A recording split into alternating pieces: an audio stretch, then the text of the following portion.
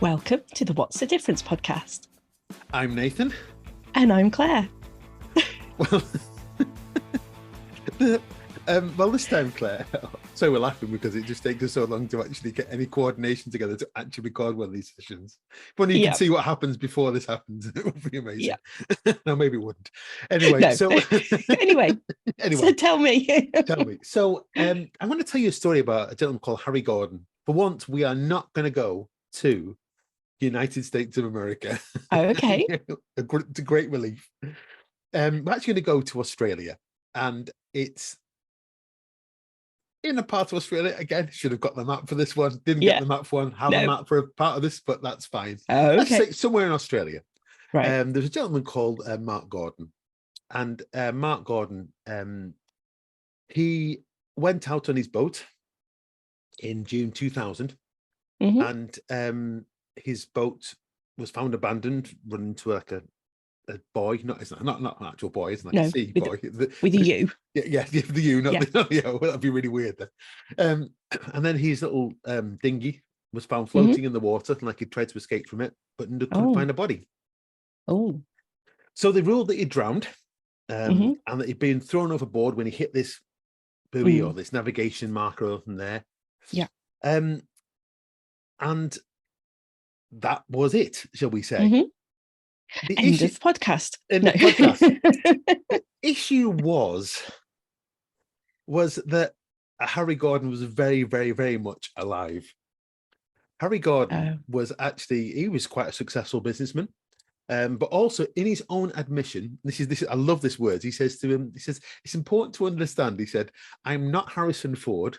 This is not an adventurous story. It's a cautionary tale." Now, the moment I saw that line, I go, "This is the one for us. Absolutely, that's for us." But when Can I just check though, Nathan? Yes. What's his name? Is it Mark or Harry? Harry. Well, I was you called said him Mark as well. Yeah. So, folks, he's called Harry Gordon, not Mark Gordon. Okay. That's okay. Just checking if I was listening. It's good that Claire was listening to this as well. So, basically, the chain of events that happened, he ended up living through 5 countries, a bigamous marriage, and finally to prison. So, anyway, this inquest happened, and obviously they deemed that he had died. That was gone from there. But what he said, very much, he was a businessman that was driven by greed and ego, which is a very dangerous combination. And he had a blink of believing that his investors were there to support him and everything else. What he sort of blinkered in some way did was blinkered his dealings with the Russian mafia, which is probably not going to be your best outcome from there.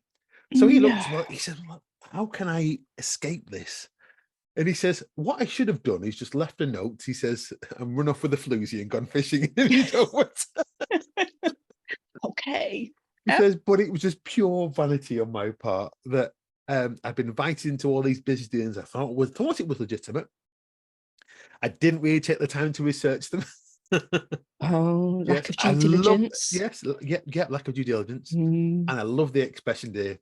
They turned out to be bad eggs. I feel like it should be eaten mildly. Yeah, putting it mildly. So they tried to extort money from him with threats of death and violence. That tends to be the modus operandus of the mafia in many ways, and form. And he felt it was necessary for his health and welfare that he should leave town. And he says, like he said, I should have just left a note and run off with somebody instead of gone fishing. But in the last week, he came up with this idea that he'd fake his death. And it's just utter stupidity. So even his own mind, after his own admission, he says he regretted it the moment he did it. The difficulty with those things is when you've done it, it's very, very difficult. So with 100,000 Australian dollars, not US dollars, in money and in the back of a van, he had a couple of bottles of champagne as well. He likes a party, Harry. Of course, yeah. Disappeared. And then over the next few years, he moved around Australia and Europe and the United Kingdom and then New Zealand before he was spotted in New Zealand by his brother. His actual brother. His actual brother spotted him in New Zealand. Oh, my goodness. Oh, can you imagine? Yeah. But what was even worse, that during this time, he had created a new identity. Mm-hmm. He'd remarried a woman He wasn't actually divorced from his wife. Yeah. So he was still married, technically married. The woman knew nothing about his past at all from there. I mean, it just went on and on and on. But basically what he ended up with 15 months in jail. He ended up, obviously, he felt guilty to defrauding the insurance company as well. Well, it sounds familiar, insurance company of 3.5 million, because that meant he could stage his death and the money could be used to then pay off his debts. His wife and daughter weren't aware of what had actually happened as well. They actually thought he was dead. Yeah. Oh, God. Go from there. Yeah. Now, I would like to say that the good news about this is that he actually learned his lesson, and that primarily this is probably one of the few times where we're going to say, this is somebody that wants to be really big in business, tried to do all these things, realized the impact it was going to have on his life. And now he's decided, you know what, I'm just going to plod along and keep my head down and just stay out of this from there.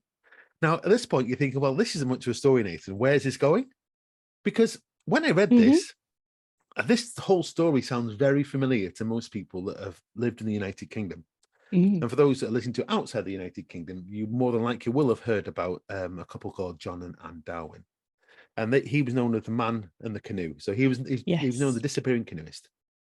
Yeah. Now, the reason why I wanted to go do this story is it's been done many, many times. Many people have talked about this in podcasts. Yeah. But the reality is that I live in the northeast of England. For those that listen to my accent, I definitely do not have a northeast accent. Well spotted there. Yes, I am though in the northeast by marriage. So that's my wife is from the northeast. But the place where this happened is actually no more than about 15 minutes drive from where I actually live. And at the time this was going on, I was at the time working for one of the big energy companies in the United Kingdom as a field manager. I used to manage engineers in different areas. So see, I had a different life before I got involved with data there. Yeah. There's a clue to some of the things that happened with my life as well. But while this was going on, and when it all came out, I was actually the manager for that area, all across Hartlepool and down to Teesside and everything else in there. So yes. And my abiding memory of this, so just to set the picture, Seaton Carew is I think your atypical down at heel English coastal town. So it's not a quaint seaside town. Well, it has some sand. It's quite hard to get to it. I've been there many times. You know, it's not a bad place. Yeah, it's just it's slowly going through some sort of regeneration, but it sits just below Hartlepool, which again is coming up, but it sits at the former docks of Hartlepool and the former shipyards of Hartlepool, for anybody that remembers that world.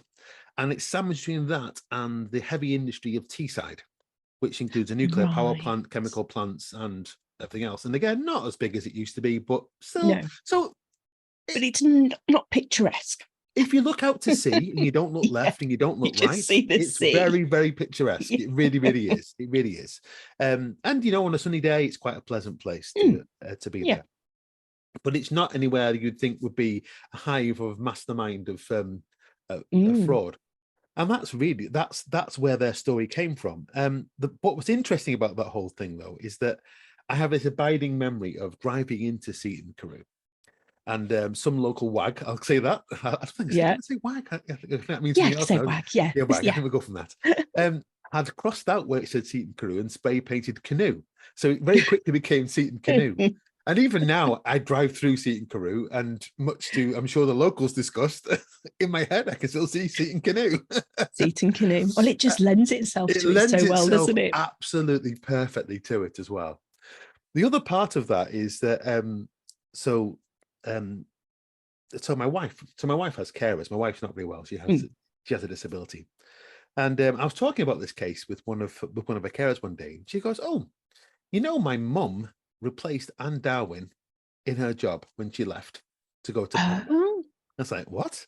Yes. Oh. She replaced Ann Darwin. So you really have got a oh close yeah, no, link it's to like this. it's bizarre. It's everybody knew her as a lovely person, and nobody suspected anything was going on. And she said that after John had died, she was gonna leave, gonna just depart and everything else. Yeah. So she left from where she was, Yeah. She quit a job at she was a receptionist at a doctor's surgery, and Right. her mother took the place of that person. Yeah. So she didn't know her personally, but obviously everybody at the place did. Yeah. And they were all stunned by what happened from there as well. And I think when we look into the whole story of what happened there, the reason why I said this whole conversation about Harry, first of all, Harry Gordon, is that Harry Gordon said his very much thing was greed and ego. Yeah. Was what stopped him. And when you look through the story of John Darwin, that's exactly what it was. So just to summarize some facts and figures about them themselves, is they, just for those who don't remember this, if you don't, I think you may have been sat under a rock somewhere.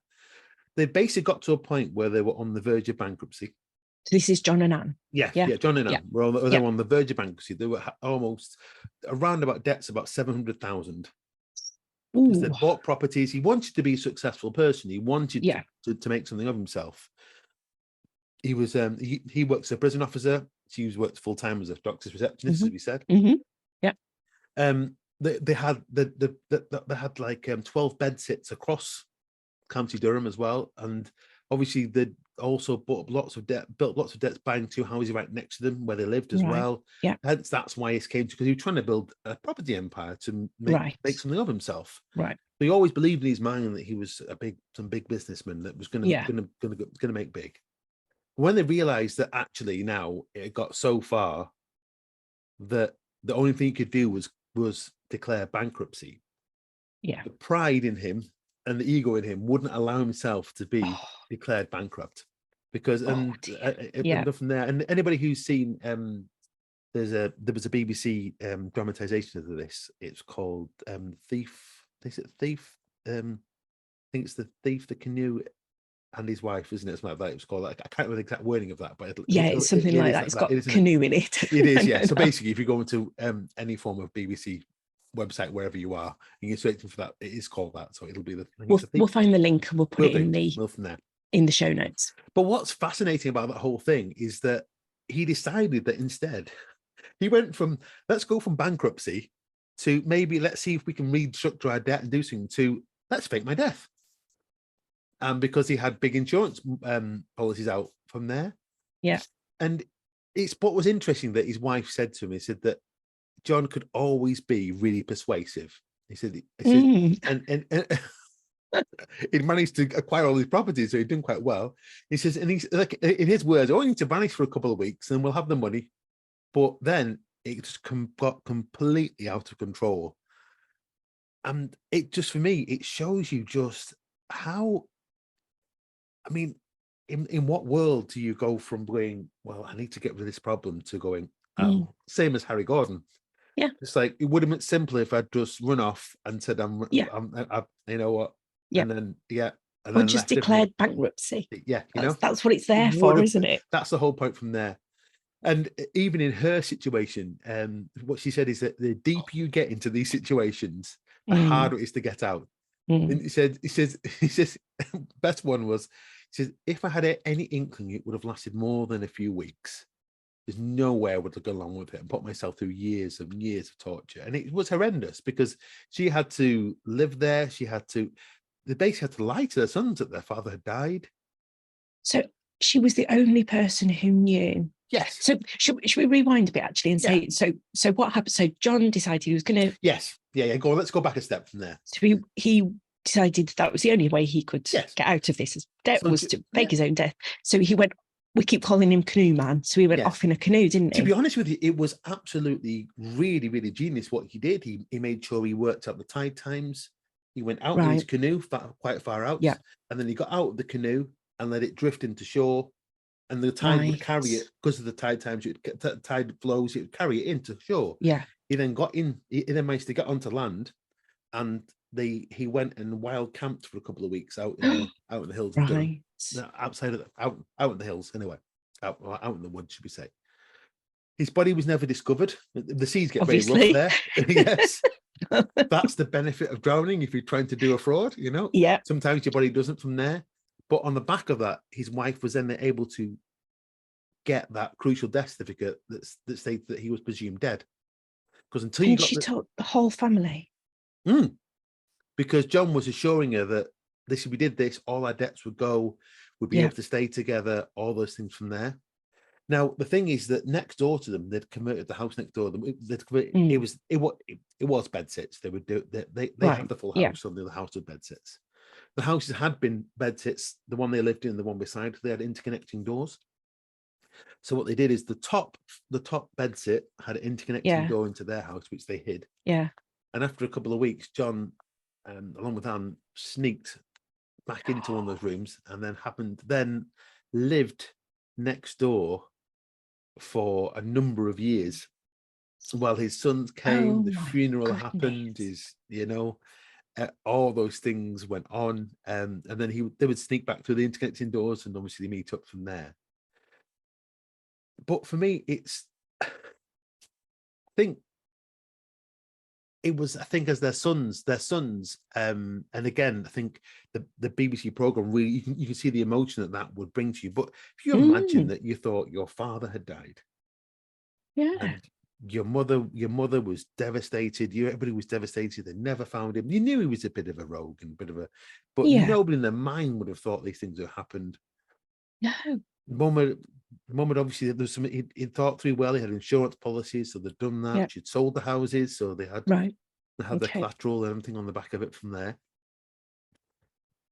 But what they decided together was that they were going to collect all that insurance money then, and then they were going to start a whole new life in Panama. Now, what really, really I find really difficult about this sometimes is that he'd been able to get a new passport.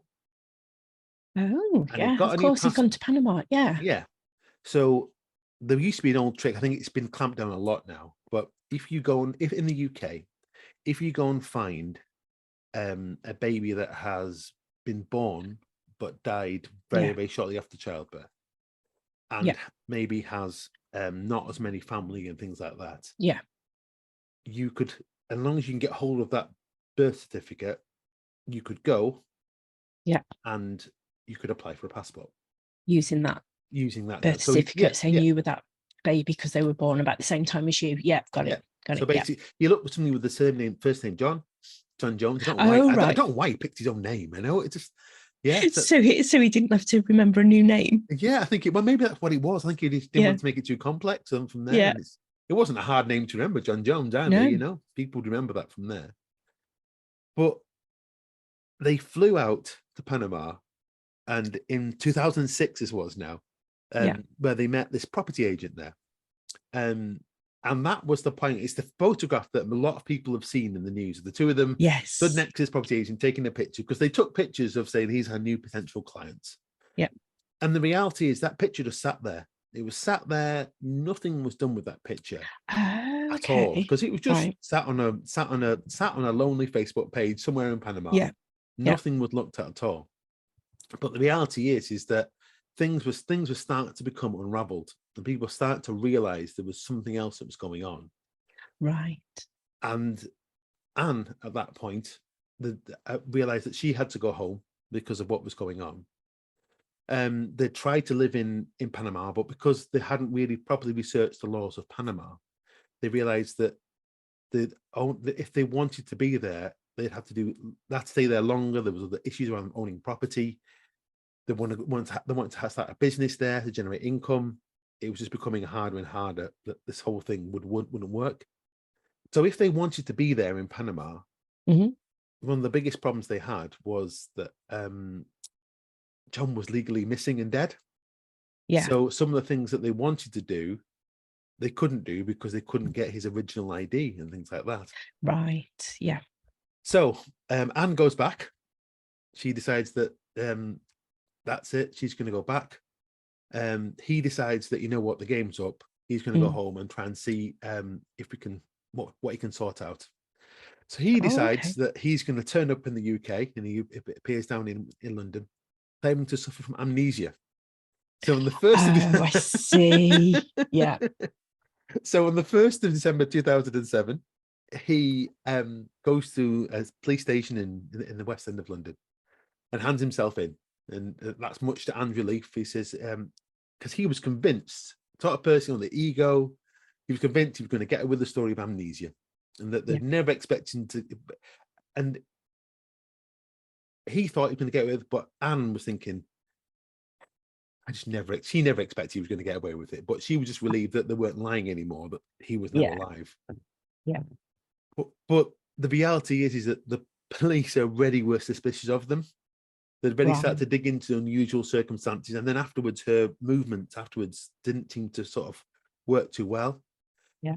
But as ever, the good old Daily Mirror, which is, for those who don't know, is a big daily newspaper in the UK, published a picture of them because they'd gone digging. They found the picture of both them together in there under his new name with this new couple. Yeah. Thus, the whole thing came crashing down at that point from there. Yeah. Because that meant that straight away that Anne would have to come home because she was still in Panama at that moment. Because she had to return straight away. Otherwise, she was going to end up, well, she was going to get charged with fraud. That was exactly what happened. And that's exactly what happened. I mean, their sons, they publicly denounced their parents. I'm not surprised. I mean, I'm not surprised. Can you imagine? I mean, yeah.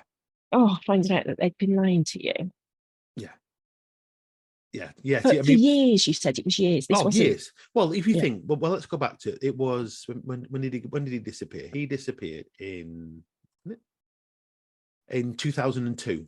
And he finally reappeared in 2007, December. So what, January 2002 to December 2007. Oh, so what, that's about 5 years. 5 or 6 years, yeah. Wow. Yeah. We think about their sons. I mean, the thought process of how that goes through and how you deal with that. It's just, I mean, the both of them, because obviously at first the police would look to them, well, you must have been known. You must have been in on this. You must have known. Yeah. But actually, the fact their sons actually testified against them, and that they just didn't want to see them, basically. And I mean, I'm not surprised. Anne's now reconciled. I think, because the son started to realize how much influence the father had in it. But ultimately, she decided to go along with it. She didn't do any more with it, you know. And that was always going to be the case with those sort of circumstances. Like she said before, when you're in it and you're in the depth of it, hard to stop it. Very, very hard to stop. But for me, what I find so amazing about this whole thing is that the policeman that was investigating, he actually wrote the book that is actually the TV series is based on. Okay. But what he did at that point is he said, you know, if John had just stayed in Panama and lived it out, there was no extradition treaty. Oh, so they couldn't get them back anyway. Yeah. They couldn't have gone back. Just stayed. Yeah. I mean, Anne would have come back because she just wanted it all to be out, but he could have got away with it and just never, ever got back from there.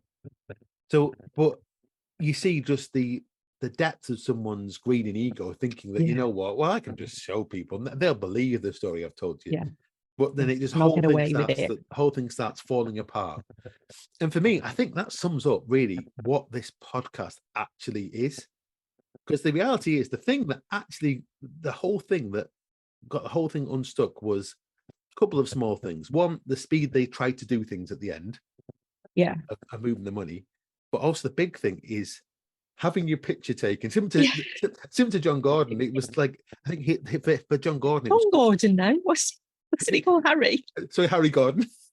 I'm getting his name again. But Harry Gordon again. He was spotted because his brother got married, and you know, if you're going to do, he wasn't living low key life. Yes, the secret is if you're going to do this and live low key, is you do not share pictures. There we go. There's a tip. If you are going to go and some way fake your death, one, do move to someone with an extradition treaty and don't leave. But two, don't get pictures taken from you. Do be keep low key. Oh wow. But the whole it's thing, the ego, isn't it? Thinking they get away with it. Yeah. That is exactly what it is. It's the ego of it. I suppose in 2007, we were starting to kind of understand that Facebook was there forever and that things were, once it was online, it spoke. But maybe somebody of their generation hadn't quite clicked that. They were a bit older, weren't they? So maybe, they hadn't quite understood. But don't take it if you're going to try and fake your own death. No, I don't know either. And I think the way but I think for me is it's summed up what this podcast is all about, because Yeah. to me it was really personal, because actually I've driven past Yeah. that house. I know I can take you to exactly where it is. Oh wow. It had a real impact on the people there. I mean, in some ways it actually made a very, very small town quite famous, because quite a lot of people came to visit. We've all heard of it. Yeah, we've all heard of Seaton Canoe now. Yeah, yeah. Everybody know, yeah. I've seen Canoe. Just on the coast, just below Hartlepool.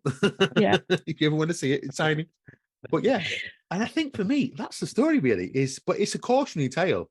It's a cautionary tale that ego and greed has become we think through a lot of the stories we've said in this whole podcast have been people that have tried to do something, or try to go above and beyond, and just, if things are going bad, away with it. Yeah. Pull your hand up and do something about it. Don't try and lie your way out of it, because it never ends well. So I've got to ask about Harry, our friend Harry. Yes. He said he was a cautionary tale. Yeah. Was that before the whole that's a really, really good point, actually. I forgot to check that. Let me John just double check Darwin that. thing? Yeah, that's a really good point, because I wonder if he'd been inspired by him and decided not to take it. No. It's the other way around, actually. He was before him. So he disappeared So Harry Gordon was perhaps inspired by John Darwin, who didn't get away with it either. Yeah. Well, yeah. And who was a bit too confident in his own plan. I mean, to be honest with you, the plan was genius. The plan would, but it was the execution that didn't quite. But also just the moral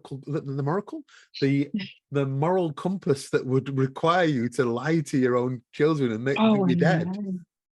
I know. Yeah, is like, where does that go from? Yeah, how would you do that? But for me, that's the story. I hope you've enjoyed listening to it. Fascinating. Yeah, I knew the story. I didn't quite realise how long they'd lied to the children for. That was it's just, and I think that's why I brought Harry in the beginning, because I think it just shows you that there's somebody that definitely learned from it. I think if you speak to John Darwin now, he'd probably still say that actually, I'm guilty, but seems to still have that ego. Yeah, absolutely. I think that's exactly what you'd probably see from there, because that's somebody's personality, isn't it? It's very difficult. Some people don't. That's who they are. That's who they've always been. Yeah, that's always been what he's like. Well, that was fascinating. Thank you for sharing that. Yes, no problem at all. If everyone else has enjoyed this, do rate and review us, and please subscribe. That is a small detail that makes a huge difference to helping a fast out there. And until next week. Bye. Sorry, bye. I keep interrupting you. Bye-bye.